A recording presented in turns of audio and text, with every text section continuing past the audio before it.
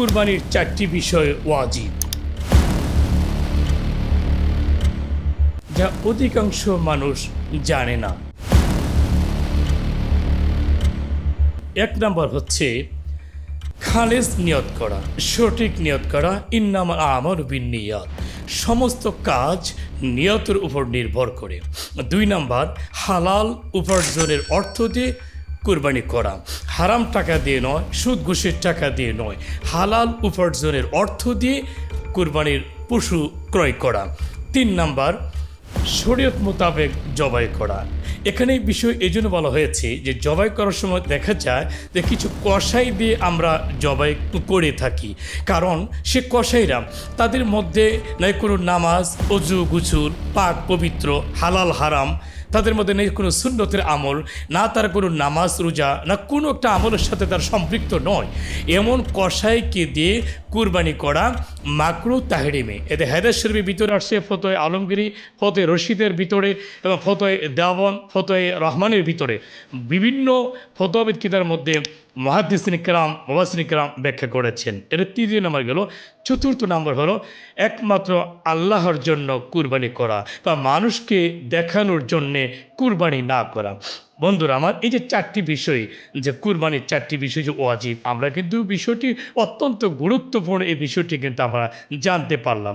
এখানে আরেকটি বিষয় আমরা পাশাপাশি জেনে নেই যে কুরবানিকে মানুষকে দেখানোর জন্য করা যাবে না। ও 1.5 লক্ষ টাকাতে গরু কিনেছে, আমি 2 লক্ষ টাকাতে কিনবো, বা ও 2 লক্ষ টাকাতে কিনেছে, আমি 3 লক্ষ টাকাতে কিনবো, আমার মান সম্মান থাকবে না। এগুলো একটা, এটা কিন্তু সম্পূর্ণ আল্লাহর জন্য কখনো কুরবানি হতে পারে না। আরেকটা হচ্ছে যে মানুষকে দেখানোর জন্য আরেকটা বিষয় হলো কুরবানি না করলে খারাপ দেখা যায়, মানুষ কি না বলবে, ছেলে আসবে, মেয়ে আসবে, নাতি পুতিরা আসবে, তারা তো আসে, মাংস খাওয়ার প্রয়োজন আছে, তাই না? তো আমার কুরবানি তো অ্যাকচুয়ালি দিতেই হয়, তো একটা শেয়ার দিচ্ছি। এরকমভাবে যদি কোনো মানুষ কুরবানি করে, এই কুরবানি খোদার দ্বারা কবুল হবে না। কারণ কোরআন পাকের মধ্যে আল্লাহ রাব্বুল আলামিন 17 নম্বর সূরা সূরাতুল হজ এর 37 নম্বর আয়াতে কারিমায় আল্লাহ রাব্বুল আলামিন বুঝিয়ে দিলেন, মেসেজ করলেন, লা ইয়ানালাল্লাহা লুহুমুহা ওয়ালা দিমাউহা ওয়ালাকিন ইয়ানালুহু তাকওয়া মিনকুম। কুরবানির ওই জীব, হ্যাঁ, ওহা রক্ত মাংস, ওই জীব, ওহা রক্ত মাংস আদৌ আল্লাহর দরবারে পৌঁছে না, আল্লাহ তো কবুল হয় না। আল্লাহ তো পৌঁছে তোমাদের মনের তাকওয়া, আন্তরিকতা, ইখলাস, মনের খালিস নিয়ত। কোন নিয়তে কুরবানি করেছেন এইটি আল্লাহর দরবারে কবুল হয়। আর কোরআন পাকের মধ্যে বিভিন্ন জায়গার মধ্যে আয়াত আছে যে আল্লাহর জন্য কিন্তু কুরবানি করতে হবে। আর হাদিসে কারিমা বলছেন, ওয়া ইন্নাহু লা ইয়াতি ইয়াউমাল কিয়ামাতি বিকুরুনিহা ওয়া আশআরিহা ওয়া আজলাফিহা। কুরবানিটা যদি আল্লাহর জন্য হয়ে থাকে, আল্লাহর জন্যে, আল্লাহকে রাজি খুশি করার জন্যে, আল্লাহর রেজামন্দির জন্যে আপনি কুরবানিটা যদি আপনি করে থাকেন, এই জন্য আল্লাহ রসুল বলছেন, আন আবি হুরায়রাতা রাদিয়াল্লাহু তাআলা ক্বাল রাসূলুল্লাহ সাল্লাল্লাহু আলাইহি ওয়াসাল্লাম ওয়া ইন্নাহু লা ইয়াতি ইয়াউমাল কিয়ামা বিকুরুনিহা ওয়া আশআরিহা ওয়া আজলাফিহা। কুরবানি ওই জীব, ওয়ার শিং, লোম, পায়ের খোর সহ আল্লাহর দরবার উপস্থিত হইবে।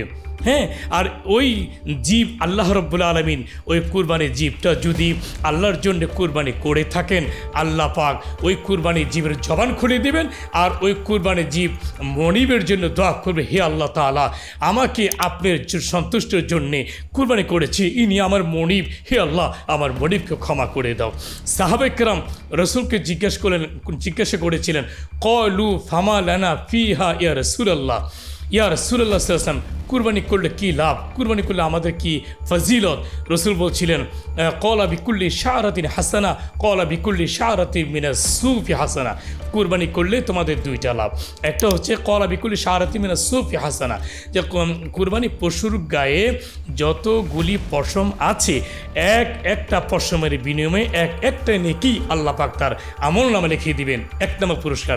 2 নম্বর পুরস্কার হলো যে কুরবানি পশুর গায়ে যতগুলি পশম রয়েছে, ওই একটা পশমের বিনিময়ে একটা গুনাহ আল্লাহ পাক আপনাকে মাফ করে দিবে। আসুন না বন্ধুরা, চমৎকার কোরআন এবং হাদিসের আয়াতে কারিমায় থেকে আমরা আজকে জানতে পারলাম যে কুরবানির 4টি বিষয় ওয়াজিব, এবং এই কুরবানি যে আল্লাহর জন্যেই যে দিতে হয়, এটা আমরা কোরআন এবং হাদিস থেকে আমরা চাক্ষুষ প্রমাণ সহিত আমরা দলিল সহ এই কথাগুলো বলছি। আসুন না বন্ধুরা, আল্লাহ পাক আমাদের প্রত্যেকের কুরবানিটার জন্য আল্লাহর জন্য হওয়া চাই, আল্লাহর জন্য আমাদের কুরবানিগুলো কবুল করেন।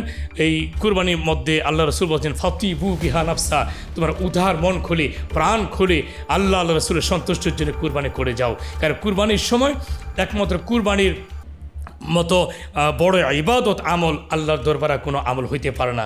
রসুল সাল্লাল্লাহু আলাইহি ওয়াসাল্লাম বলেন যে কুরবানির সময় কুরবানির ইবাদত আমল আল্লাহর কাছে সবচেয়ে বড় প্রিয়। আর তুমি যখন আল্লাহর জন্যে কুরবানি যখন তুমি করবে, জবাই করবে, জবার পশুটা যখন তুমি মাটিতে শোয়াবে, হাদিসে কারীমে আল্লাহ নবী বলছেন তুমি যখন বিসমিল্লাহ আল্লাহু আকবার বলে যখন কুরবানি পশুর গলায় ফেস দিবে, যখন নাকি এক ফোঁটা রক্ত জমিনে পড়বে, আল্লাহ রসুল বলেন ওই কুরবানিটা যদি আল্লাহর জন্য হয়ে থাকে, ওই এক ফোঁটা রক্ত জমিনে পড়ার পূর্বেই আল্লাহর দরবারে কবুল হয়ে যাবে। সুবহানাল্লাহ তাআলা। দেখুন না বন্ধুরা, এর কত ফজিলত, কত লাভ এর মধ্যে রয়েছে। আল্লাহ পাক আমাদের সকলকে আল্লাহ রসুলের সন্তুষ্টির জন্যে যেন আমরা কুরবানি করতে পারি, আল্লাহ পাক আমাদের এই বিষয়টির উপরে সকলকে আমল করার তৌফিক এনায়েত করুন। আমিন। আসসালামু আলাইকুম ওয়া রাহমাতুল্লাহি ওয়া বারাকাতুহু।